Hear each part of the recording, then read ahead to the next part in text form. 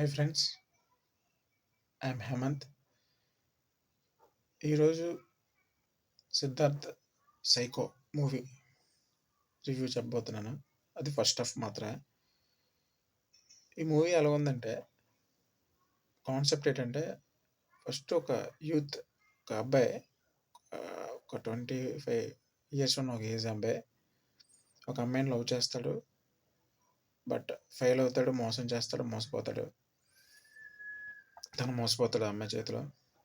తర్వాత life waste అయిపోయింది అనుకున్న టైంలో ఒక డిప్రెషన్లోకి వెళ్ళిపోయిన తర్వాత తన స్టోరీ అది. సో అదే మూవీలో ఇంకొక స్టోరీ ఏంటంటే, ఒక family man, husband and wife. Husband torture భరించలేక ఒక వైఫ్ స్ట్రగుల్ అవుతున్న టైంలో తను ఏదో సాధించాలనుకుంటుంది. బట్ తనకి అవకాశం దొరకదు. సో డైవర్స్ తీసుకొని తను బయటకు వచ్చేస్తుంది. పిల్లని బాగా చదివించుకుందాం అనుకుంటుంది.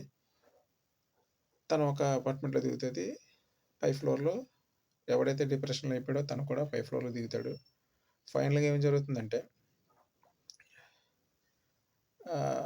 వాడేంటంటే డిప్రెషన్లోకి వెళ్ళిపోయి లైఫ్ని అంతా స్పాయిల్ చేసుకొని ఏం చేయాలో ఏదైనా కెరియర్ అంతా స్పాయిల్ అయిపోతున్న టైంలో తన చుట్టూ ఉన్న ఫ్రెండ్స్ కూడా ఉంటారు.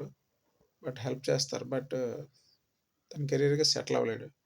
అలాంటి టైంలో బయటకు వచ్చిన ఆమె కూడా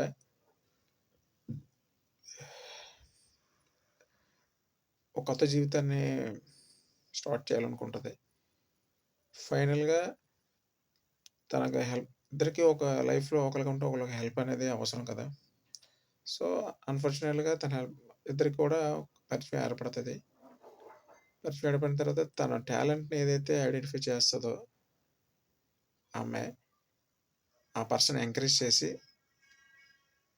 తను లైఫ్లో ఏం లాస్ అవుతున్నాను అనేది తెలుసుకొని నేను ఏం చేయగలను అనేది టాలెంట్ బట్టి తను ఒక సాటిస్ఫై అవుతాడు. ఒక మంచి గోల్తో తను ముందుకు వెళ్ళడానికి ప్రయత్నం చేస్తాడు. సో మన చుట్టూ ఉన్న వ్యక్తులు మన కోసం పరితపించినా సరే మనం వాళ్ళని ఐడెంటిఫై చేయకుండా మనం వేరే వాళ్ళని వెతుకుతుంటాం, సెర్చ్ చేస్తుంటాం. కానీ మనకు కావాల్సిన వాళ్ళు, మన మీద ప్రేమ చూపించిన వాళ్ళు మన పక్కన ఉంటారు. ఇది నేను ఫస్ట్ హాఫ్లో అబ్జర్వ్ చేసినట్టు పాయింట్ సైకో సిద్ధార్థ. మిగతా మూవీ నేను చూసి కంప్లీట్ రివ్యూ అనేది మీకు చెప్తాను, మీరు లైక్ చేస్తే.